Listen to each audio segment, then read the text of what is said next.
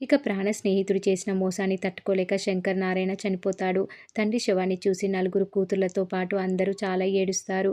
శారద భర్త శవాన్ని చూసి ఏడుస్తూ, ఆ దేవుడు మాకు అన్యాయం చేశాడు. కాసేపట్లో కూతురు పెళ్లి అనుకుంటే ఇలా చేయడానికి ఆ దేవుడికి మనసెలా వచ్చింది? కూతుర్ని అమెరికా పంపించాలి అన్న ఆనందంలో ఉన్నారు.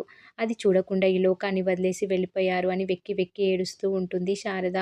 ఇంతలో సింహాద్రి అక్కడికి రావడం చూసి అన్నయ్య అని శారద ఏడిస్తే, శంకర, నీ స్నేహితుడు వచ్చాడు చూడరా, లెవ్వరా అని బామ్మ ఏడుస్తూ ఉంటుంది. ఇక సింహాద్రి వచ్చి శంకర్ కాళ్ళ మీద పడి ఏడుస్తూ ఉంటాడు.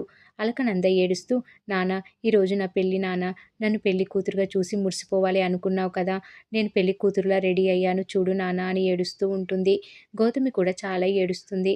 అందరూ ఏడుస్తూ ఉంటారు కానీ జాను మాత్రం ఏడవకుండా అలా చూస్తూ ఉంటుంది.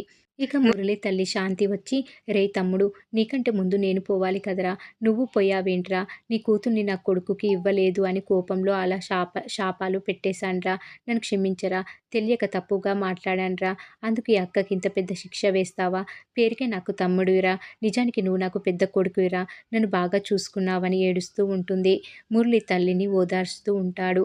ఇక మురళిని పెద్ద మనుషులు పిలిచి ఆచారం ప్రకారం పట్టుబట్టలు కట్టమని అంటారు. అల్కనంద పెళ్లి కోసం పట్టుబట్టలు తీసుకొచ్చిన జాను వాటిని గుర్తు చేసుకొని వాటిని తీసుకొని వస్తుంది. తండ్రి మీద కొత్త బట్టలు వేస్తుంది. అందరూ ఏడుస్తుంటే జాను అలా ఉండిపోతుంది. తర్వాత మిగతా కార్యక్రమాలు మొదలవుతాయి. సింహాద్రి, సూర్య మరో ఇద్దరు శవాన్ని పట్టుకుంటే మురళి తల కొరివి పెట్టడానికి అన్ని పట్టుకుంటాడు. శంకర్ చితి దగ్గరికి నలుగురు కూతుర్లు, భార్య వెళ్ళి ఏడుస్తారు. సూర్య వెళ్ళి పక్కకు తీసుకెళ్తాడు. మురళిని అన్నీ చేస్తాడు. చితికి నిప్పు పెట్టే టైంకి ఆగండి అని జాను అంటుంది. మా నాన్నకి మేమే తలకొరివి పెడతామని అంటుంది. వద్దమ్మా, ఆడపిల్లలు పెట్టకూడదు అని సింహాద్రి అంటే, మా నాన్నకి మేమంటే ప్రాణం, మేమే పెడతామని నందు అంటుంది. మా మామయ్యకి కూతుర్లు అంటే పంచప్రాణాలు, మరి ఇష్టమైన వాళ్ళు పెడితే కదా ఆత్మ శాంతిస్తుందని మురళి అంటాడు. సూర్య కూడా జానుకి సపోర్ట్ చేస్తాడు. మీరు ఒప్పుకున్నా ఒప్పుకోకపోయినా మేము తలకొరివి పెడతాం. ఈ జన్మలో మళ్ళీ మా నాన్నని చూసుకోలేం, ఆయన కోసం మేము ఏం చేయలేమని జాను ఏడుస్తూ ఉంటుంది. సూర్య సింహాద్రికి ఒప్పిస్తాడు. దాంతో జాను, నందు, గౌతమి, కిన్నెర తలకొరివి పెడతారు. శంకర్ ఫోటో దగ్గర అందరు కూర్చొని ఉంటారు. సూర్య, మురళిలు అందరూ లెక్కలు చూసి డబ్బు పంచుతారు. సింహాద్రి శవయాత్రకు సంబంధించి డబ్బు పంచుతాడు.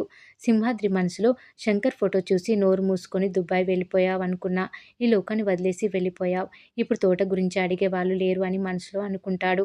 మనసు లేని దేవుడు నిన్ను తీసుకెళ్ళిపోయాడు అని బామ్మ ఏడుస్తూ ఉంటుంది. దానికి శాంతి, నా తమ్ముడిని దేవుడు తీసుకెళ్ళిపోలేదు, చంపేశాడు అని అంటుంది. మరి ఆమె ఏం చెప్పబోతుంది అనేది రాబోయే ఎపిసోడ్లో తెలుసుకుందాం.